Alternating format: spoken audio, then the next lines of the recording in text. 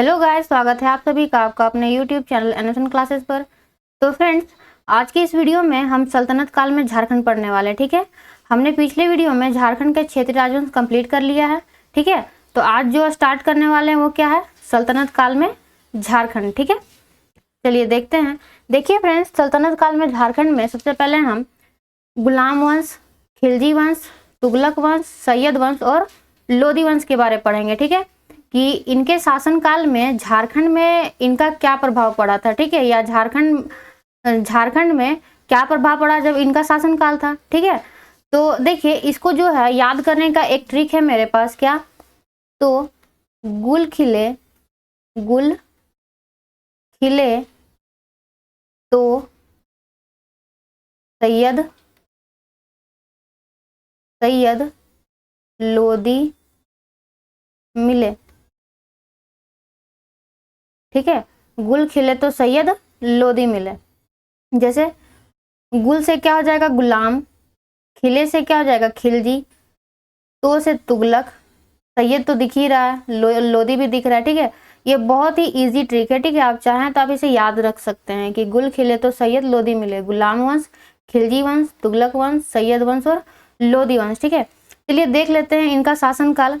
देखिए यहाँ पे जो आपको दिख रहा है कि सल्तनत काल में झारखंड 1206 से 1526 तक। ठीक है, तो पहले हम देखते हैं कि गुलाम वंश का शासनकाल कब से कब तक था। ठीक है, तो गुलाम वंश का जो शासनकाल था वो 1206 से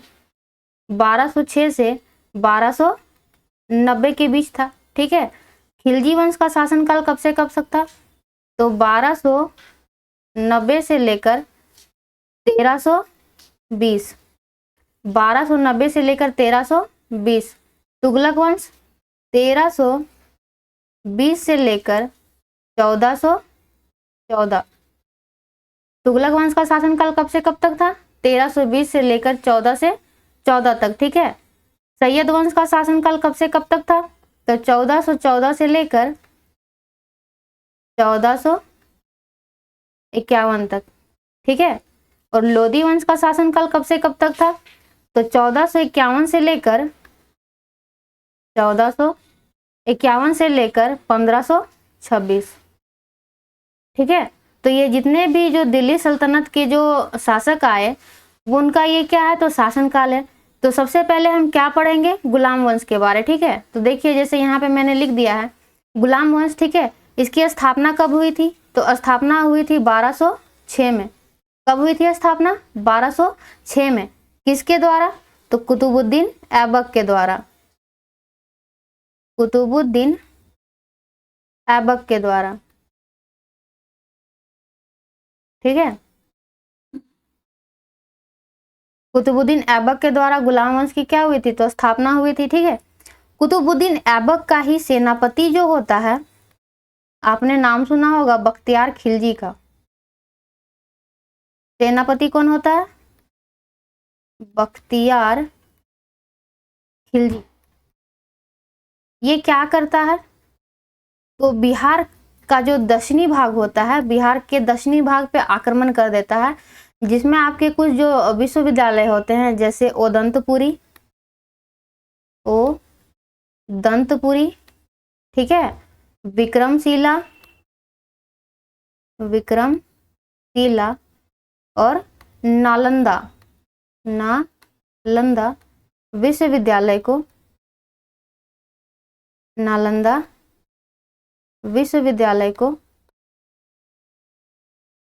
नष्ट कर देता है। नालंदा विश्वविद्यालय को नष्ट कर देता है। ठीक है, ठीक है, देखिए ये नष्ट तो कर देता है, लेकिन वहां के जो गैर मुस्लिम जो लोग रहते हैं उनको भी क्या करता है, बहुत ही ज्यादा ये प्रताड़ित करता है। ठीक है, मैं यहाँ पे लिख देती हूँ कि वहां के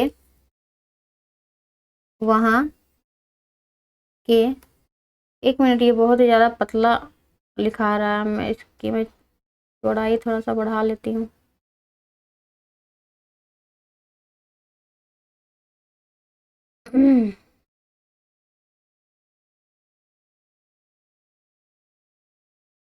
देखिए वहां के गैर मुस्लिम गैर मुस्लिम लोगों को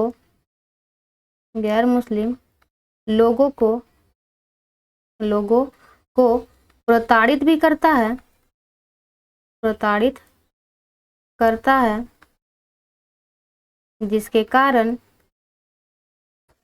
जिसके कारण वो या वे लोग, एक मिनट, जिसके कारण वे लोग झारखंड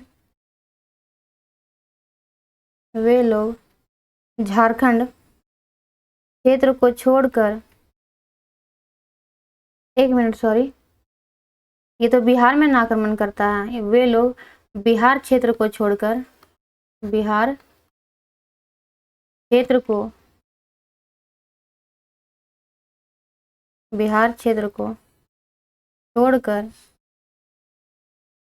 वर्तमान झारखंड में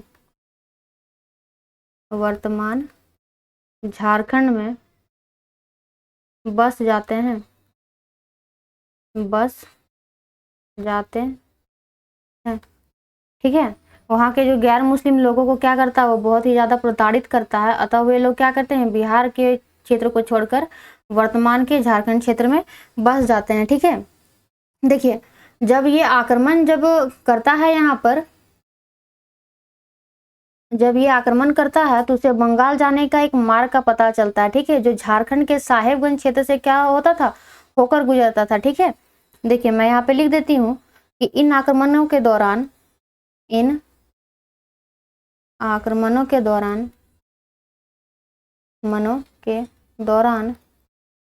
उसे बंगाल जाने का मार्ग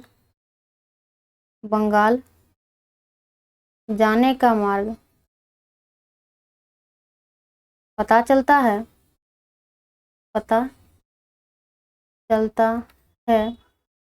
जो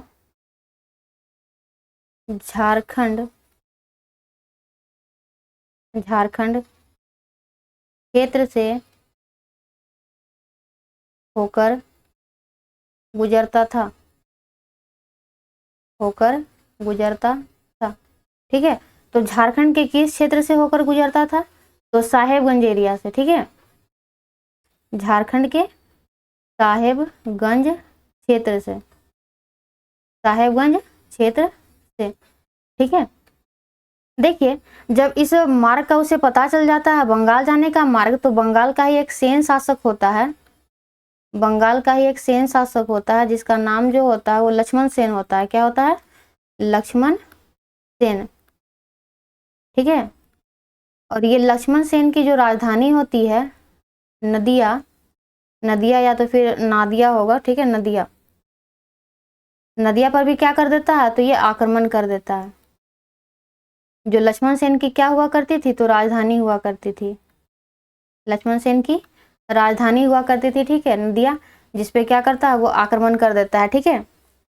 अब देखिए, मैंने आपको यहाँ बताया है कि बंगाल जाने का जो मार्ग है वो कहाँ से होकर गुजरता था, तो साहेबगंज एरिया से, ठीक है। तो साहेबगंज में आपने सुना होगा एक तेलियागढ़ी किला है, तेलियागढ़ी किला। ये क्या करता है कि इस पर भी क्या करता है, आक्रमण कर देता है। कौन, तो बख्तियार खिलजी, ठीक है। और इसी तेलियागढ़ी किला को क्या कहा जाता है, तो बंगाल का प्रवेश द्वार कहा जाता है। क्या कहा जाता है, बंगाल का प्रवेश द्वार, ठीक है। इतना आपको क्या करना है, तो इतना आपको याद रखना है। एक बार मैं फिर से रिपीट कर देती हूँ, ठीक है। इस इंक का कलर हम चेंज कर लेते हैं।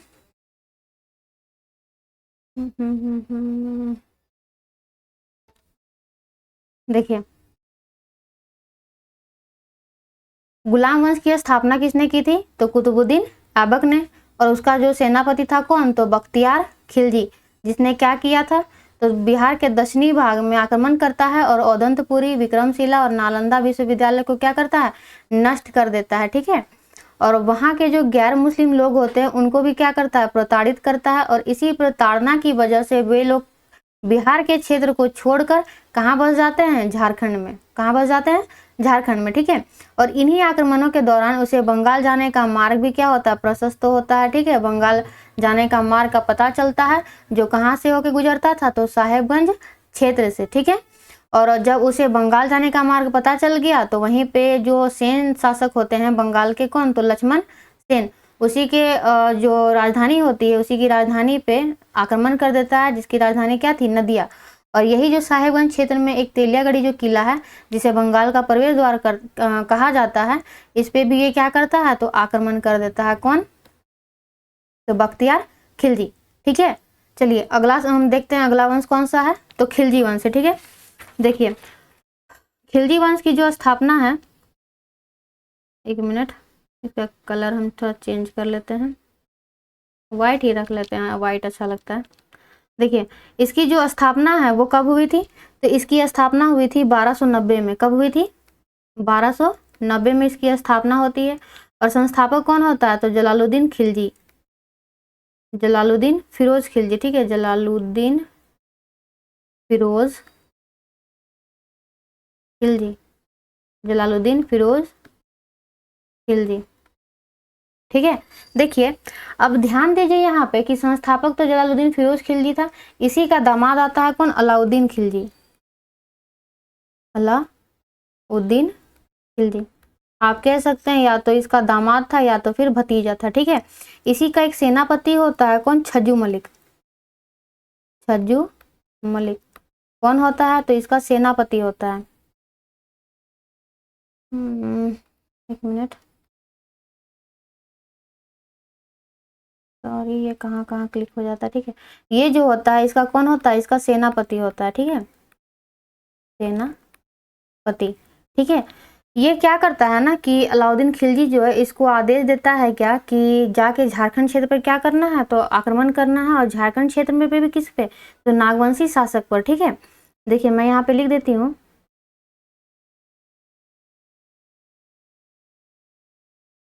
कि एक मिनट, 1310 ईस्वी में, 1310 ईस्वी में नागवंशी शासक पर, नागवंशी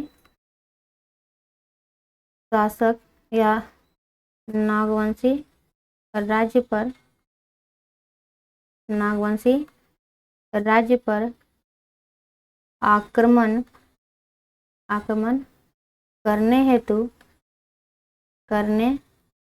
हेतु छज्जू मलिक को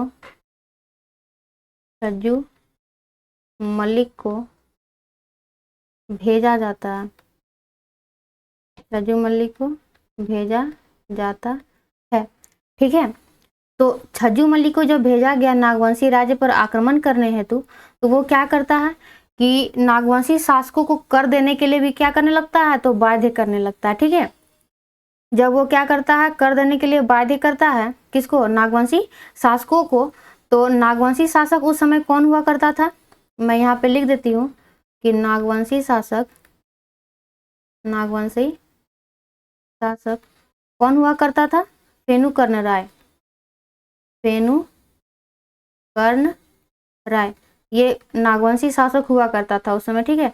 तो ये भी क्या करता है ना कि अलाउद्दीन खिलजी की जो अधीनता है वो स्वीकार कर लेता है, ठीक है। इसको आप याद रखिएगा कि खिलजी वंश के समय नागवंशी शासक कौन होता है, तो फेनुकर्ण राय, ठीक है। अब देखिए इसी का एक और सेनापति होता है जिसका नाम आपने पढ़ा होगा या सुना होगा, मलिक काफूर,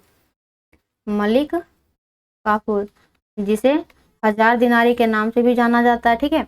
जब ये मलिक काफूर दक्षिण भारत के अभियान पे जाता है तो वो क्या करता है कि झारखंड क्षेत्र से भी क्या होता है, तो होकर गुजरता है, ठीक है।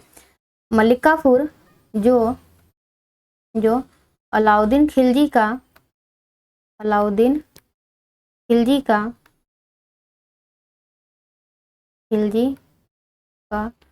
सेनापति होता है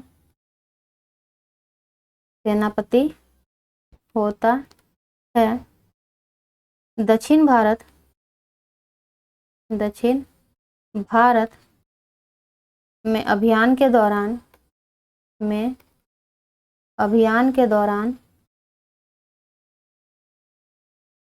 अभियान के दौरान झारखंड क्षेत्र से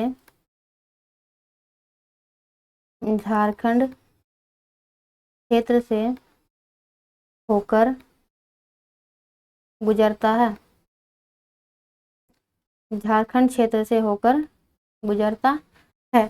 ठीक है, इसका थोड़ा कलर चेंज कर लेते हैं, अलग अलग पेन से लिखने में ज़्यादा अच्छा लगता है ना। एक मिनट।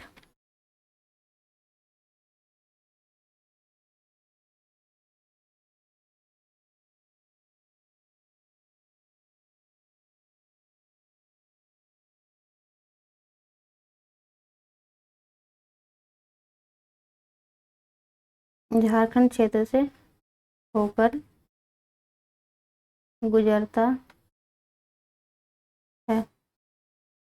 ठीक है, चलिए आगे जो हम देखते हैं, जब ये झारखंड क्षेत्र से होकर गुजरता है, वहाँ पे जो रहने वाली जो जनजातियाँ थी, वो क्या करता है कि उसे भी अपने सेना में उसे क्या कर लेता है, शामिल कर लेता है। ठीक है, जैसे यहाँ पे मैं लिख देती हूँ कि मलिक काफूर अपनी सेना में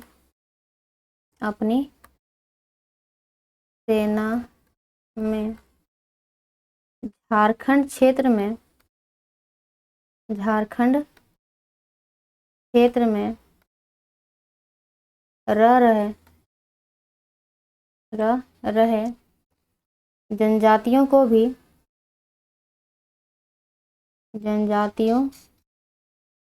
भी शामिल कर लेता है।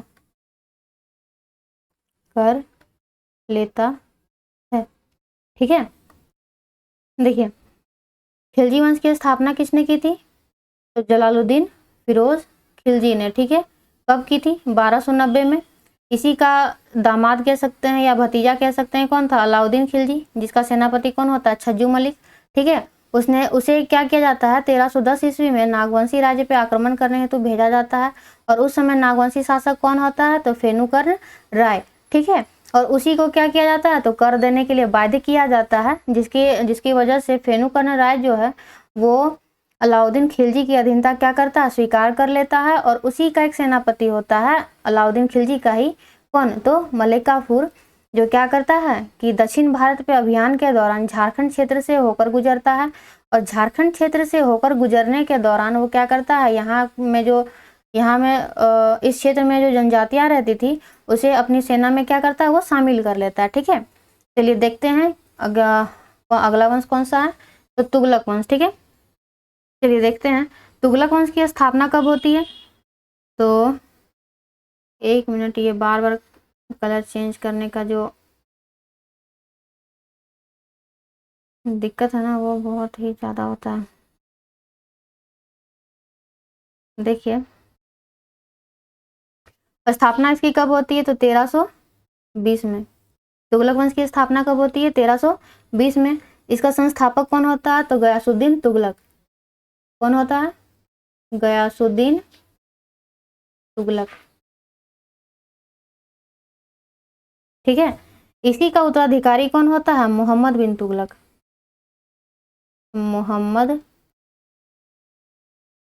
बिन तुगलक इसका क्या होता है? तो उत्तराधिकारी होता है। ठीक है, और इसी का जो एक है सेनापति, जिसका नाम जो आपका आता है मलिक बयां। मैं यहाँ पे अलग पेन से दिखा देती हूँ कि कौन किसका उत्तराधिकारी है और कौन सेनापति है। ठीक है, ये गयासुद्दीन तुगलक का क्या होता है? उत्तराधिकारी। ठीक है, और ये इसका क्या होता है? तो सेनापति। इसका एरो इस तरह नहीं होगा। मलिक बयां इसका क्या होता है? सेनापति होता है। ठीक है, चलिए हम इसको आगे देखते हैं। देखिए मलिक बयां को क्या किया जाता है? आदेश दिया जाता है कि हजारीबाग के जो चाय चंपा क्षेत्र है वहां पे आक्रमण करने के लिए। ठीक है, मैं यहाँ पे लिख देती हूँ कि मलिक बयां को, एक मिनट, मलिक बयां को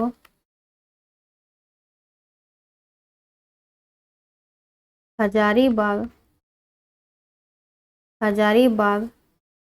क्षेत्र के चाय चंपा में आक्रमण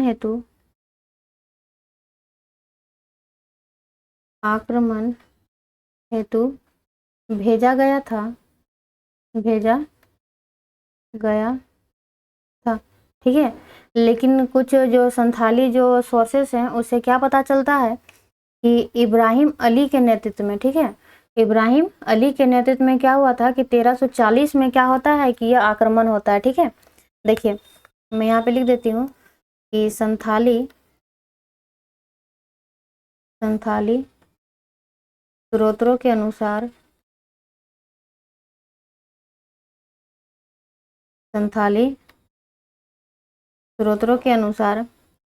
इब्राहिम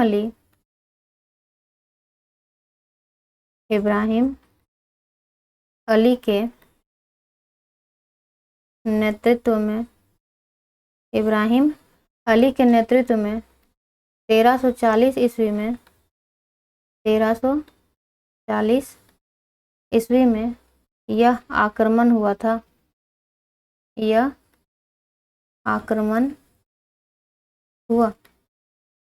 ठीक है, जो इब्राहिम अली होता है वो क्या करता है कि जो चाय चंपा का क्षेत्र है, आपको मैं दिखा देती हूँ कि चाय चंपा का क्षेत्र कहाँ पे होगा। ठीक है, जैसे कि हम यहाँ पे क्या करते हैं, एक झारखंड का मैप ड्रॉ कर लेते हैं। ठीक है,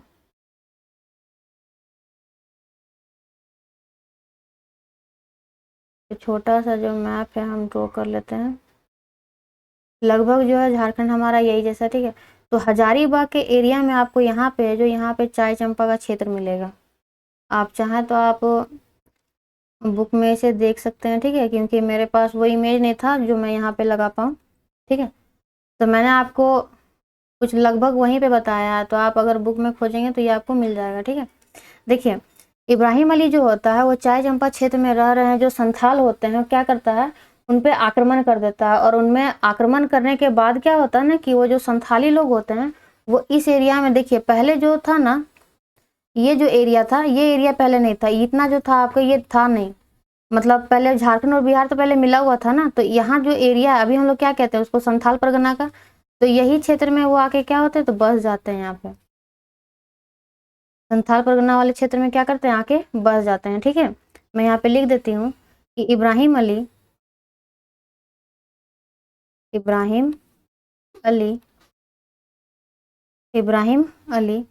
चाय चंपा क्षेत्र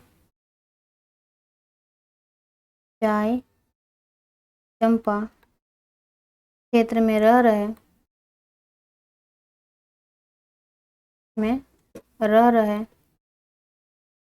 संथालों, इब्राहिम अली चाय चंपा क्षेत्र में रह रहे संथालों पर आक्रमण कर देता है।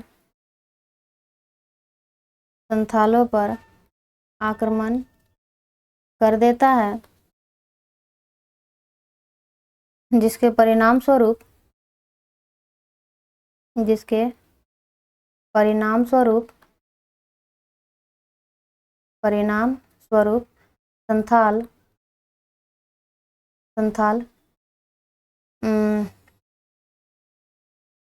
जिसके परिणाम स्वरूप संथाली लोग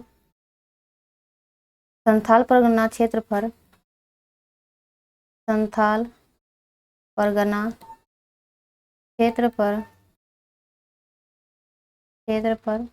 निवास करने लगते हैं। ठीक है, हमें अगला स्लाइड लेना पड़ेगा।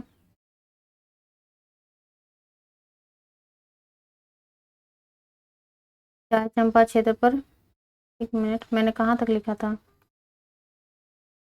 संथाली लोग संथाल परगना क्षेत्र पर क्या करते हैं तो निवास करने लगते हैं। ठीक है, निवास करने लगते हैं। ठीक है, और जो इब्राहिम अली जो होता है वो क्या करता है तो बीघे के किले में क्या करता है वो अधिकार कर लेता है। इसी में मैं लिख देती हूँ कि इब्राहिम अली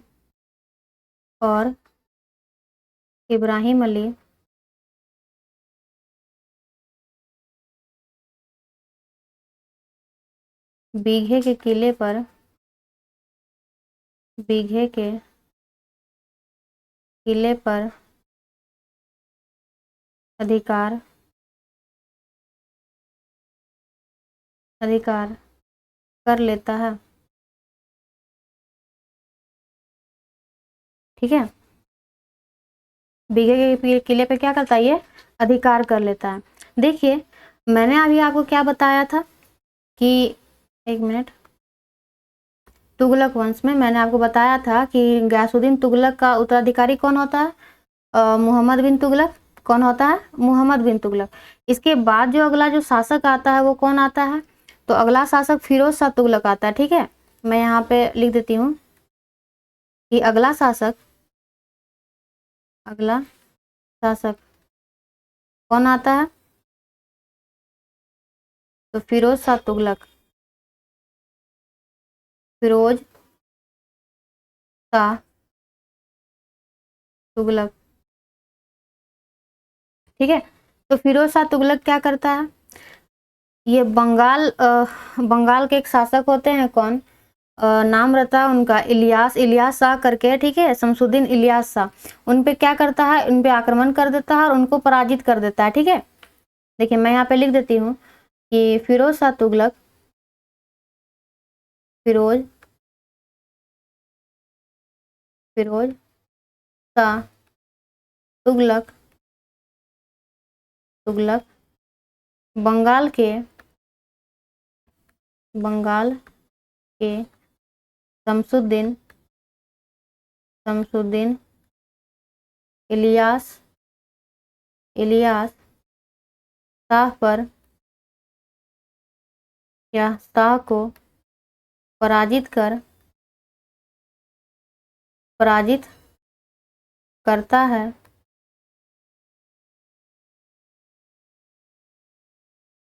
करता है, और हजारीबाग के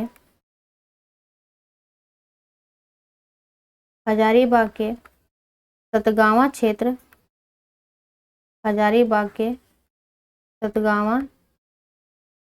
के बड़े भूभाग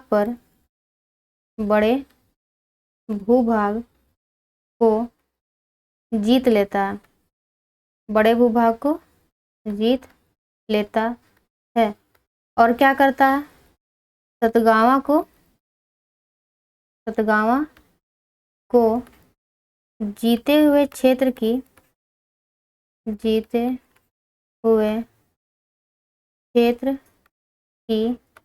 राजधानी बना लेता है।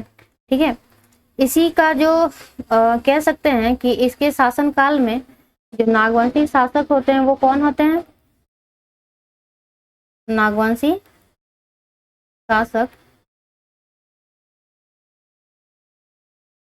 कौन होते हैं, तो शिवदास कर्ण। मैंने आपको इनके बारे पहले भी बताया है। ठीक है, शिवदास कर्ण ये क्या करते हैं, तो मैंने आपको पहले ही बताया है कि एक मंदिर जो था जिसका नाम है हापा मुनि मंदिर, या तो आप कह सकते हैं महामाया मंदिर।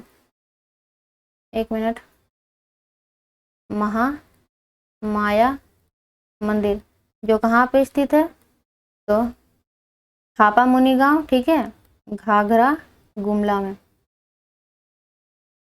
ठीक है, तो ये जो है हापा मुनि मंदिर, यहाँ पे इसने क्या करवाया था, तो भगवान विष्णु की प्रतिमा यहाँ पे स्थापित करवाई थी। ठीक है, भगवान विष्णु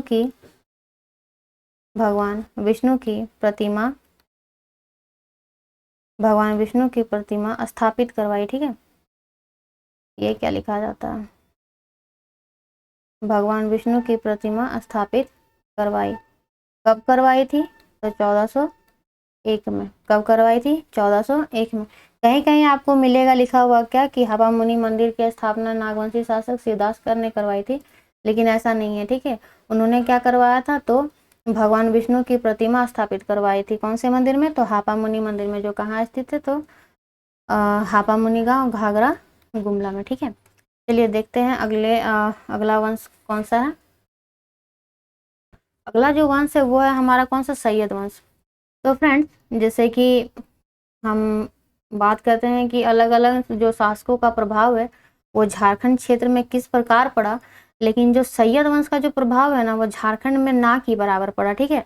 इसीलिए इसको पढ़ने का कोई मतलब नहीं बनता है, क्योंकि इससे आपको यहाँ से क्वेश्चन पूछेगा ही नहीं। अगला जो शासक है वो कौन है, तो लोधी वंश। इसका भी जो प्रभाव है वो कुछ खास नहीं पड़ता है, लेकिन इसमें कुछ एक शासक है उड़ीसा का जिसका नाम आएगा लोधी वंश के समकालीन की तरह कहकर, ठीक है। इससे रिलेट करके आपका क्वेश्चन आ सकता है, ठीक है। तो चलिए देख लेते हैं कि लोधी वंश की स्थापना कब हुई थी। तो स्थापना हुई थी 1451 में। कब हुई थी, 1451 में, ठीक है। संस्थापक कौन थे, तो बहलोल लोधी, बहलोल लोधी, ठीक है। संस्थापक कौन थे, बहलोल लोधी, ठीक है। देखिए मैं यहाँ पे जो लिख रही हूँ, अगर किसी ने अगर इसे नोट्स मत बनाया है या कोई अगर नोट्स बना रहा है, तो मैं जिस तरह से यहाँ पे लिखूंगी या जो भी मैंने बोला है आप उसे ध्यान से सुने और उसे लिखने की कोशिश करें, ठीक है। चलिए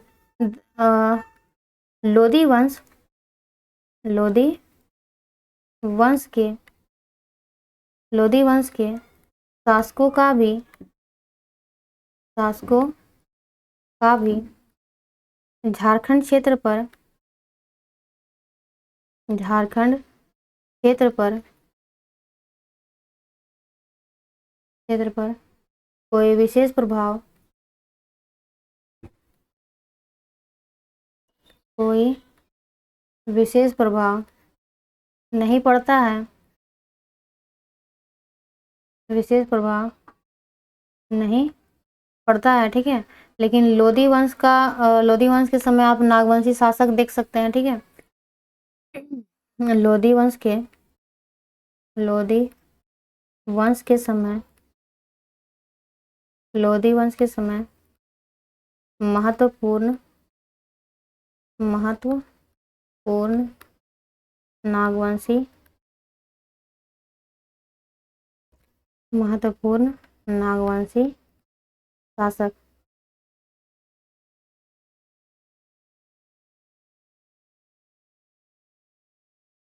महत्वपूर्ण नागवंशी शासक कौन कौन है, तो एक जो है हमारा प्रताप कर्ण, प्रताप कर्ण,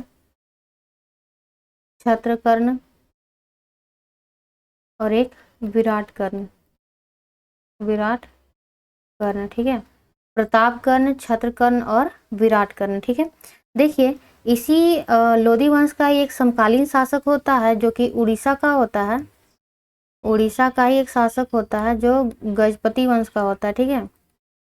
गजपति वंश का शासक होता है, शासक नहीं कह सकते हैं, ठीक है। मतलब कह सकते हैं कि गजपति वंश का जो है सामना वो झारखंड को करना पड़ा, ठीक है। इसी का एक मंत्री होता है, यानी कि गंग राजा का, मैं लिख ही देती हूँ, ठीक है। बोलने से बढ़िया मैं यहाँ पे लिख देती हूँ, क्योंकि जो स्टूडेंट यहाँ पे नोट्स बना रहे हैं उनको प्रॉब्लम हो सकता है। देखिए कपिलेंद्र गजपति, कपिलेंद्र गजपति, कपिलेंद्र गजपति जो उड़ीसा के, जो उड़ीसा के अंतिम, जो उड़ीसा के अंतिम गंग राजा, जो उड़ीसा के अंतिम गंग राजा का मंत्री होता है, गंग राजा का मंत्री होता है, उसने, उसने उसने उड़ीसा में नए राजवंश, उड़ीसा में नए राजवंश सूर्यवंश, सूर्यवंश की स्थापना की, ठीक है।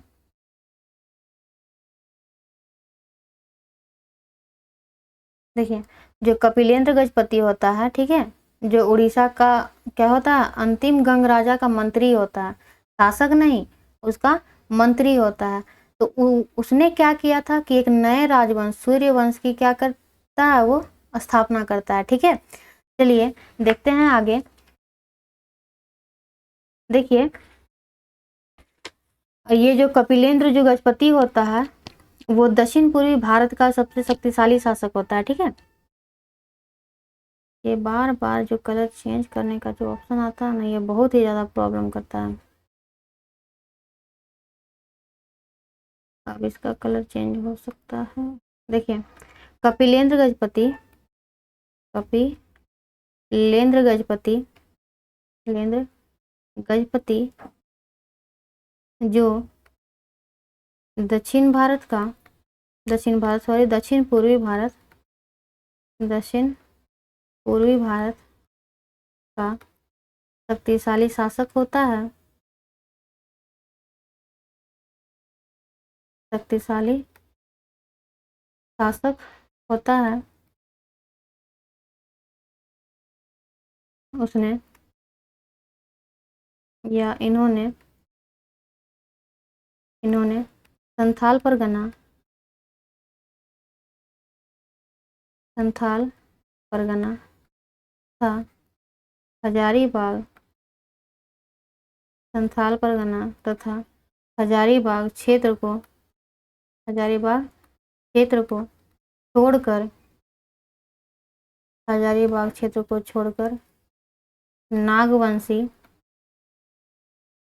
नागवंशी राजा के, नागवंशी राजा के बहुत बड़े, एक मिनट, नागवंशी राज्य के, नागवंशी राज्य के बहुत बड़े क्षेत्र को, बहुत बड़े क्षेत्र को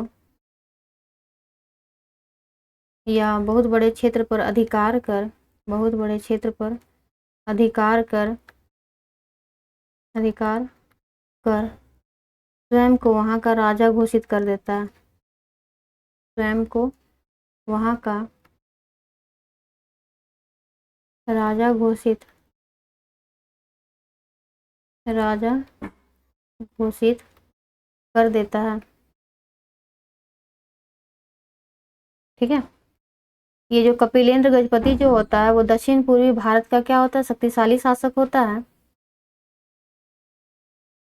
ठीक है, जो दक्षिण पूर्वी भारत का क्या होता है, सबसे शक्तिशाली शासक होता है। और इसने क्या किया था, तो संथाल परगना तथा हजारीबाग क्षेत्र को छोड़कर बाकी जो जितना भी नागवंशी राज्य होता है सब पे अधिकार कर लेता है और स्वयं को वहाँ का क्या करता है, तो राजा घोषित कर लेता है।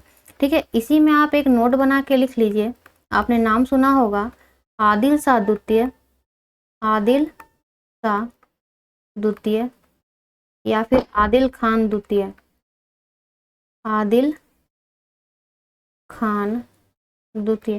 ठीक है, ये क्या करता है, ये खान देश का शक्तिशाली शासक होता है, खान देश का, खान देश का शासक होता है। ठीक है, ये क्या करता है कि झारखंड पे आक्रमण करने हेतु तो एक सैन्य दल क्या करता है, तो झारखंड में भेजता है, सैन्य दल को झारखंड में, झारखंड में भेजा। ठीक है, सैन्य दल को क्या करता है, झारखंड में भेजता है। इसी के वजह से इसे क्या कहा जाता है, तो इसका एक नाम है क्या, तो इसे झारखंडी सुल्तान के नाम से जाना जाता है, झारखंडी सुल्तान। ठीक है, इसे झारखंडी सुल्तान के नाम से जाना जाता है। ठीक है, तो देखिए ये जो था ये हमारा आज का लास्ट टॉपिक था। ठीक है, यानी कि ये जो है हमारा, एक मिनट मैं यहाँ पे इसे दिखा देती हूँ।